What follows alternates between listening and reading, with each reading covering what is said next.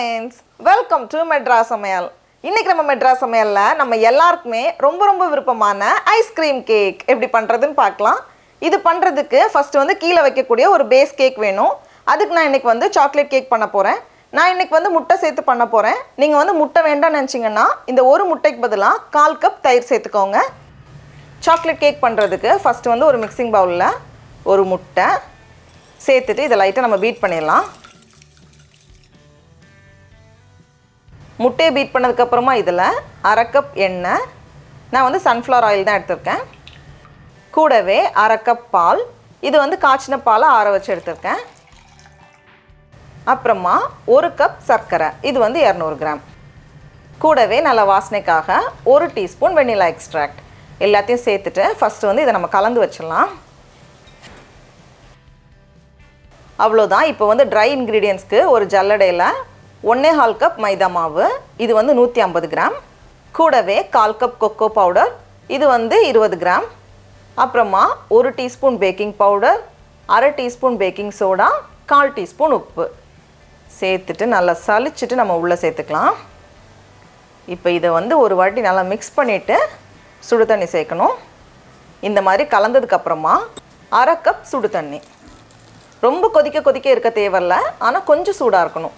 இந்த மாதிரி நம்ம கலந்துட்டோம் அப்படின்னா இந்த கேக் பேட்டர் வந்து கொஞ்சம் தண்ணியாக தான் இருக்கும். இதை பேக் பண்ணுறதுக்கு நான் இன்றைக்கி வந்து 8 இன்ச் பேன் எடுத்திருக்கேன். கீழே வந்து பட்டர் பேப்பர் வச்சுருக்கேன். லைட்டாக இந்த மாதிரி தட்டிக்கோங்க, அப்போ வந்து உள்ள ஏர் பபிள்ஸ் இருந்துச்சுன்னா அது வந்து வெளியே போயிடும். அவனை 175 டிகிரி செல்சியஸ்க்கு 10 நிமிஷம் ப்ரீ ஹீட் பண்ணிவிட்டு உள்ளே வச்சுக்கோங்க. 8 இன்ச் பேனுக்கு கிட்டத்தட்ட 30லேருந்து 35 நிமிஷம் போல் ஆகும். நான் இன்றைக்கி வந்து குக்கரில் செய்யலை, ஏன்னா ஏற்கனவே எக்லெஸ் சாக்லேட் கேக்கை நம்ம வந்து குக்கரில் பண்ணியிருக்கோம். இந்த 8 இன்ச் பேனுக்கு குக்கரில் வச்சோம் அப்படின்னா கிட்டத்தட்ட 40லேருந்து 45 நிமிஷம் போல் ஆகும். ஆனால் குறைவான சூடில் வச்சு நம்ம வேக வைக்கணும். எனக்கு சரியாக 33 நிமிஷம் போல் ஆச்சு. கேக் வந்து நல்லா ரெடியாகியிருக்கு. இது வந்து ஆறுனதுக்கப்புறமா இந்த மேலே இருக்கிற லேயரை லைட்டாக நம்ம ட்ரிம் பண்ணி வச்சிடலாம். அப்போ தான் மேலே வந்து ஐஸ்கிரீம் வைக்கிறப்போ கரெக்டாக இருக்கும், நல்லா சமமாக இருக்கும். இந்த மாதிரி கட் பண்ணதுக்கப்புறமா மறுபடியும் இதை வந்து பட்டர் பேப்பர் வச்சுட்டு உள்ளே வைக்க போகிறேன். நான் இந்த மாதிரி பேன் எடுத்துருக்கனால சைடில் வந்து பட்டர் பேப்பர் வைக்கல. ஒருவேளை சாதாரண ரவுண்ட் பேன் அப்படின்னா சைட்லேயும் பட்டர் பேப்பர் வச்சுக்கோங்க, அப்போ தான் எடுக்கிறதுக்கு ஈஸியாக இருக்கும். இதை வந்து ஃப்ரீசரில் வச்சுக்கோங்க, ஒரு 15 நிமிஷம் போல் இருக்கட்டும். அடுத்தது நமக்கு வந்து ஐஸ்கிரீம் வேணும். நம்ம வந்து கடையில் வாங்கக்கூடிய ஐஸ்கிரீம்னாலும் இந்த கேக் மேலே அப்படியே வச்சுக்கலாம், அப்படி இல்லைனா நம்ம வீட்டிலே ரெடி பண்ணலாம். நம்ம ஏற்கனவே நிறைய ஐஸ்கிரீம் ரெசிபி மெட்ராஸ் சமையலில் பண்ணியிருக்கோம். அதுலேருந்து ஏதாச்சும் ஒன்று நம்ம செஞ்சுக்கலாம், எது பண்ணாலும் நல்லா வரும். நான் இன்றைக்கி வந்து ரொம்ப சிம்பிளாக க்ரீம்லேருந்து பண்ண போகிறேன். ஐஸ்கிரீம் பண்ணுறதுக்கு ஒரு மிக்சிங் பவுலில் 2 கப் ஹெவி விப்பிங் க்ரீம் சேர்த்துக்கோங்க. சேர்த்துட்டு ஃபஸ்ட்டு வந்து இதை நம்ம நல்லா பீட் பண்ணணும்.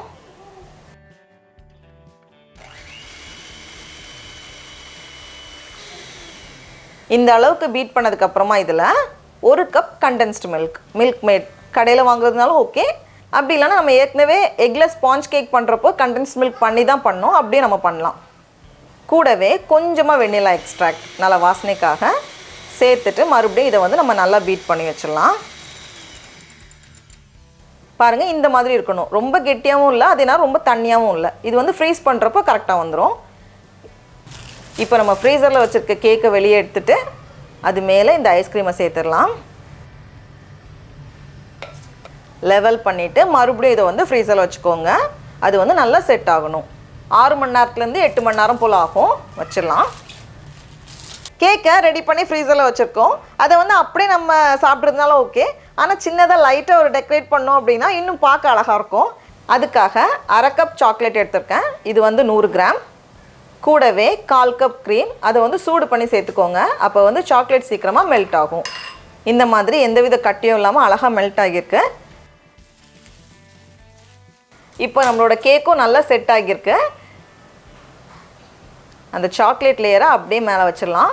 சாக்லேட் வந்து நல்லா ஆறுனதுக்கப்புறமா தான் நம்ம கேக் மேலே சேர்க்கணும், இல்லைனா வந்து ஐஸ்கிரீம் உருகிரும். அப்படியே லைட்டாக ட்ரிப்பாக போட்டோம் அப்படின்னா பார்க்க அழகாக இருக்கும். அப்படியே சென்டர்லேயும் கவர் பண்ண போகிறேன்.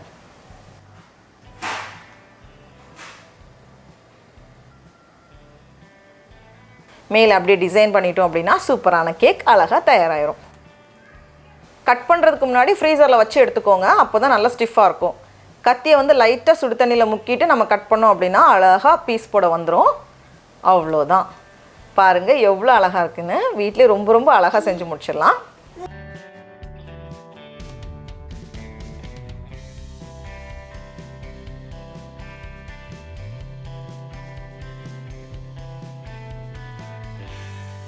டடா, நம்மளோட ஐஸ்கிரீம் கேக் அவ்வளோ சூப்பராக அழகாக தயாராகிடுச்சு. இப்போ நம்ம டேஸ்ட் பண்ணி பார்க்கலாம். நான் வந்து ஃப்ரீசரில் வச்சுருந்தேன்.